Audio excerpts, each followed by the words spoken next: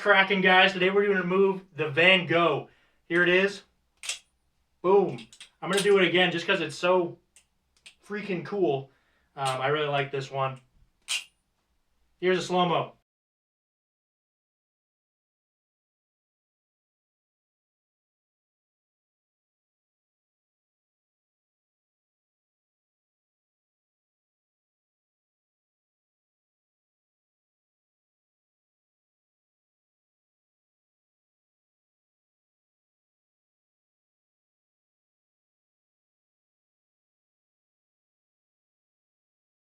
All right, guys. So I think I got a good method for this one and a few tips and tricks, but I'm just going to go over the move and how it works. So what you're going to do is you're going to start off hanging on to the safe handle, and you're going to do a double rollout. So you're going to take the bite handle, flip it over your four fingers, the back of the blade over your four fingers.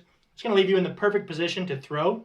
And this throw is the exact same throw and number of rotations as the Icepick aerial. So you'd honestly be a fool not to learn that'll be in the description. For the throw itself, you're going to throw it in the air. It's going to do about 270 degrees of rotation. So it's going to go from pointing towards you to pointing straight up and down like this. And that's when you're going to catch. So double rollout, throw, 270 degrees, and catch. Now, of course, the catch isn't with your same hand. It's with your other hand. And what you're going to do is you're going to obviously reach behind your head like you saw. Now, in terms of reaching behind your head, two tips for that. One, if my shoulders are pretty flexible, so I can kind of stay pretty upright. But if you're having trouble, you can actually just tuck your chin down as far as you can. And that's going to give you a little bit of extra reach. It might still be a little bit tricky, but I'm sure you guys can do it.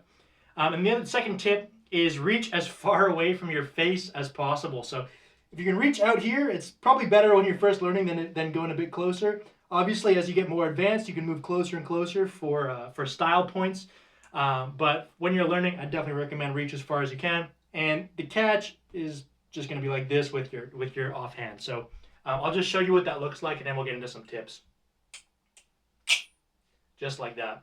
Now, I'm just going to remind you, I would definitely recommend for this one starting with the safe handle. That's not the case for all aerials, but for this one, just the nature of it, even though when you first throw with the safe handle, the sharp side of the blade is going to be coming towards you, pretty quickly, this one's a pretty big arc, pretty quickly it's going to turn around and the dull side is facing towards you by the time it's about to hit your face. So that's part of the recommendation. The other recommendation is just for your hand's sake. When you throw and catch, a lot of the times, if you time it wrong, you can catch like this, and you do risk, hitting your hand a little bit. That's not the biggest deal, but that is a risk as well. So it's easier when you're learning to start with the safe handle for sure, I'd say. To start this one off, we're going to begin by doing a normal Icepick aerial. Looks like that. There's two different ways of doing the Icepick aerial. One is kind of the more punchy sort of way where you kind of reach out and grab it. The other way is where we do more of a little bit of an arc. And here we're going to actually do a really big arc. Something that looks kind of like that, where we're actually going to arc it so much that we're going to catch it behind our bodies. And this is really going to help us to get the exact timing we need for the Van Gogh, because we're going to get that perfect arc and catch it in roughly the same spot. Now the way you're going to do that is just like I showed you, a normal Icepick aerial, but instead of catching it, somewhere up here, what I'm going to do, I'm going to start square, so my feet are just lined up square and I'm facing this way.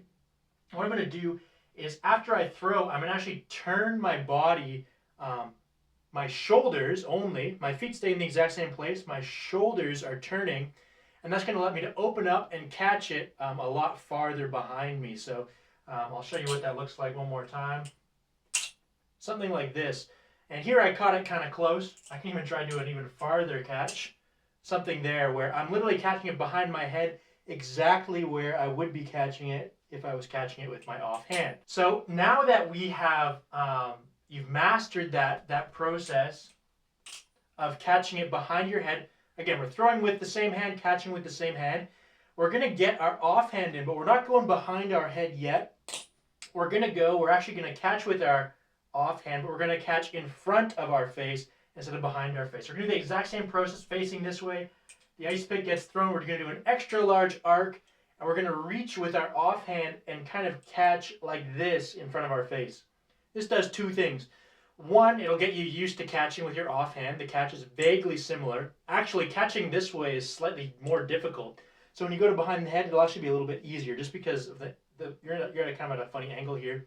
And two, you can catch with your offhand, but you can actually see the knife when you catch it, which makes things a bit easier. When you catch behind your head, a lot of times you can't even see what you're catching. Your eyes can't pick it up. So if we catch behind ourselves like this with our same hand, what it's going to look like when we catch with our other hand is something like that. So what I'm going to get you to do is master that kind of offhand in front of the face with the twist. You see I'm still doing that twist of the shoulders catch, which as you can see is going to look something like that. And this catch honestly is pretty hard compared to the Van Gogh. So now that you have mastered the normal Icepick aerial, you have mastered the really long throw Icepick aerial, and now you've mastered the in front of face cross body offhand catch Icepick aerial.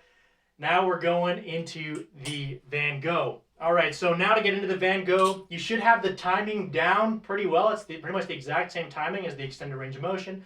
The catch is very similar to the left-handed catch. So to put it all together, for the real Van Gogh, you're not going to want to twist your shoulders at all, right? You just kind of keep facing this direction.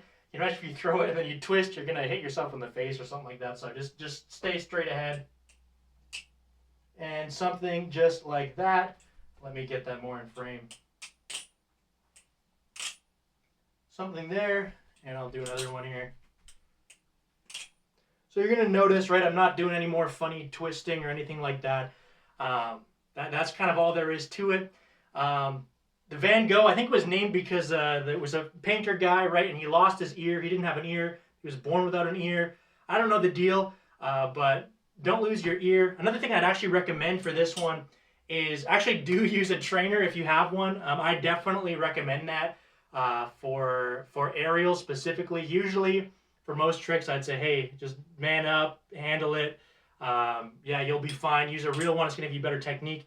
For this, I don't think there's any shame in learning with the trainer, getting the pattern down, and then switching to a real blade. But anyways, thank you so much for watching, guys. Peace.